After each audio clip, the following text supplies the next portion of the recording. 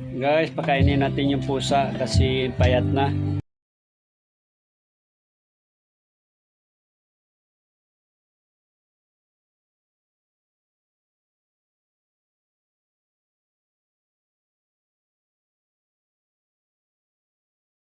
Mga kapatid, ito. Oo. Gusto nila. Sunod.